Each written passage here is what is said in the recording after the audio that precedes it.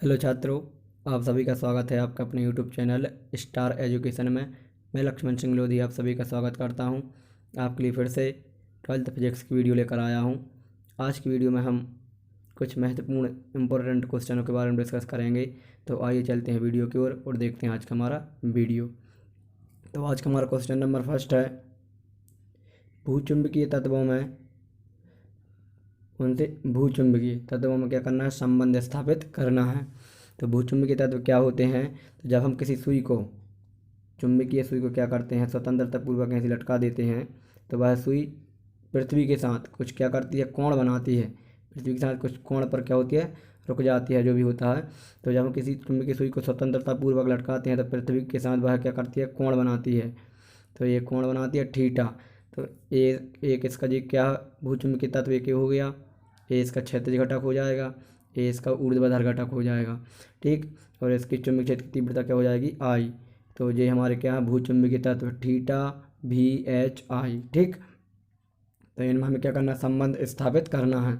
तो अथवा करके कैसा पूछा जाएगा ये क्वेश्चन, तो अथवा करके पूछा गया है कि बी एच आई थीटा में संबंध स्थापित कीजिए जहाँ प्रतीकों का समान अर्थ है। एच क्या है, क्षैतिज घटक, भी क्या है, ऊर्ध्वाधर घटक, आई क्या है, चुंबकीय क्षेत्र, और थीटा क्या है, नमन कोण। ठीक, हेडिंग बना लेंगे भूचुंबकीय तत्वों में संबंध। क्या हेडिंग बना लेंगे, भूचुंबकीय तत्वों में संबंध। तो लिखेंगे, माना कि किसी स्थान पर पृथ्वी का चुंबकीय क्षेत्र आई है व नमन कोण थीटा तथा पृथ्वी के चुंबकीय क्षेत्र का क्षैतिज घटक एच और ऊर्ध्वाधर घटक भी है तब। ठीक, इसके बाद इसका डायग्राम बनाएंगे। तो ये इसका डायग्राम है।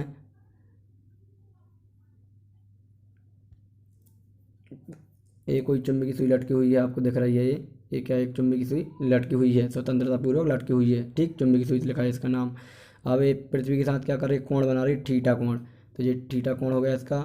ठीक, अब ये इसका क्षैतिज घटक हो गया और ये इसका ऊर्ध्वाधर, ऊर्ध्वाधर मतलब खड़ा, और क्षैतिज मतलब एक्स अक्ष की तरह। ठीक, तो अब जिसके साथ कोण बनता है, जिसके साथ जो थीटा बन रहा है, तो उसके साथ जो घटक होता है उसके साथ आता है कॉस। ठीक है, जिसके साथ कोण नहीं बनता उसके साथ आता है साइन। ठीक, तो किसके घटक हो रहा है, चुंबकीय क्षेत्र आई के घटक हो रहे हैं, तो क्या हो जाएगा, आई कॉस थीटा, और यहाँ हो जाएगा आई साइन थीटा। ये क्षैतिज घटक है तो एच बराबर, ये ऊर्ध्वाधर घटक है तो भी बराबर। ठीक, फिर इसके बाद में लिखेंगे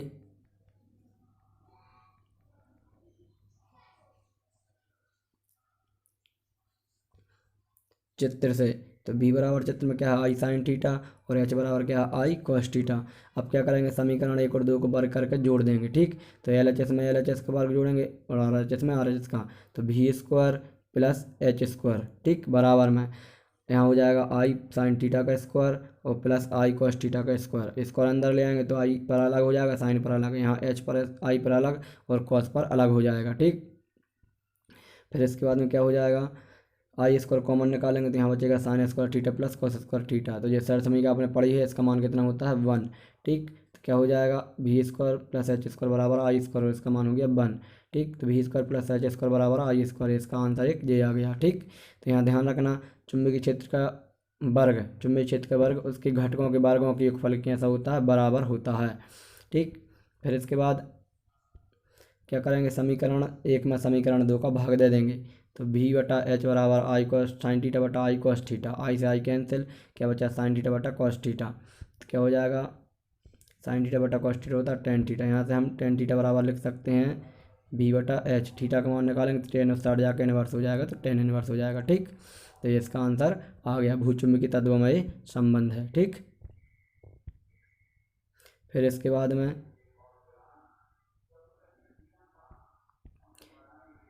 इसकी एक स्थिति आती है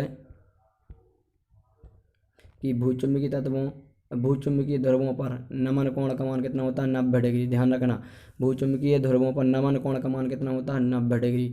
और एक और नोट बनता है यहाँ से कि विषुवत रेखा पर, किस पर, विषुवत रेखा पर नमन कोण का मान होता है 0 डिग्री। आप लिख लेना, वीडियो को रोक कर लिख लेना, विषुवत रेखा पर नमन कोण का मान होता है 0 डिग्री।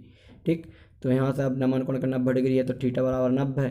अब हमारे पास एक घटक था एच बराबर आई कॉस थीटा, तो यहाँ मान रखा तो क्या हो गया, जी कॉस 90 का मान 0, तो पूरा क्या हो गया 0। ठीक, और फिर इसके बाद यहाँ रखेंगे हम यहाँ भी बराबर आई साइन थीटा में, तो साइन 90 का मान 1, तो भी बराबर आई हो जाएगा।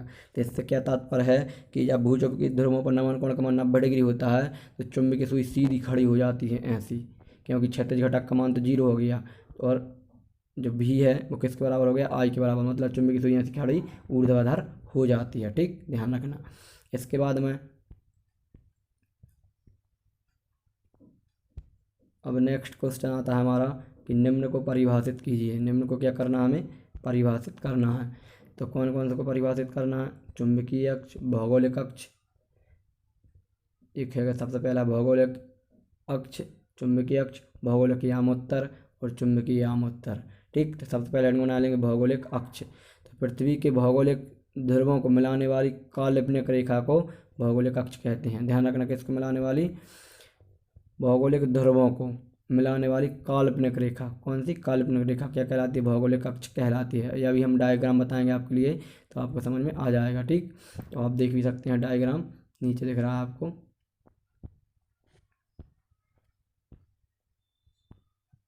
ये है डायग्राम। ठीक, इस डायग्राम से आपको सबकी परिभाषाएं याद हो जाएंगी। तो इस डायग्राम को आप पहले, इस डायग्राम को भी आप बना सकते हैं। ठीक, पहले इस डायग्राम को बना लीजिए, फिर उसके बाद आप इसकी परिभाषाओं को नोट कर लेना। ठीक, ये इसका डायग्राम है, आप इसे नोट कर सकते हैं, बना सकते हैं। तो सबसे पहले किसे पूछा गया है, भौगोलिक अक्ष। तो भौगोलिक अक्ष क्या है, भौगोलिक ध्रुवों को मिलाने वाली काल्पनिक रेखा। ठीक, फिर इसके बाद आती है चुंबकीय अक्ष। तो चुंबकीय अक्ष क्या है, चुंबकीय ध्रुवों को, किसको, चुंबकीय ध्रुवों को मिलाने वाली काल्पनिक रेखा क्या कहलाएगी, चुंबकीय अक्ष कहलाएगी। ठीक, फिर इसके बाद में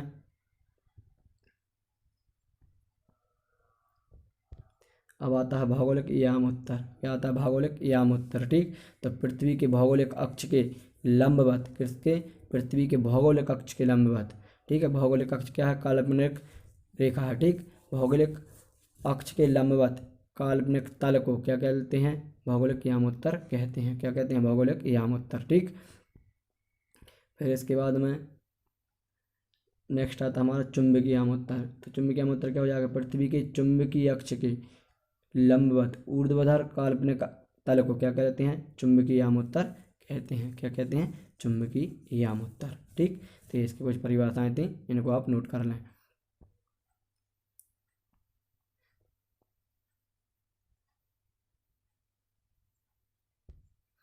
अब आता है भूचुंबकीय तत्वों को परिभाषित कीजिए। तो भूचुंबकीय तत्व मैं आपके लिए बता चुका हूँ। तो ठीक है, भूचुंबकीय तत्व कौन कौन से होते हैं। तो भूचुंबकीय तत्व सबसे पहले हेडिंग बनेगी भूचुंबकीय तत्व, तो लिखेंगे पृथ्वी एक चुंबक की तरह कार्य करती है। पृथ्वी क्या है, एक चुंबक की तरह कार्य करती है, अतः पृथ्वी के चुंबकत्व को पार्थिव चुंबकत्व कहते हैं।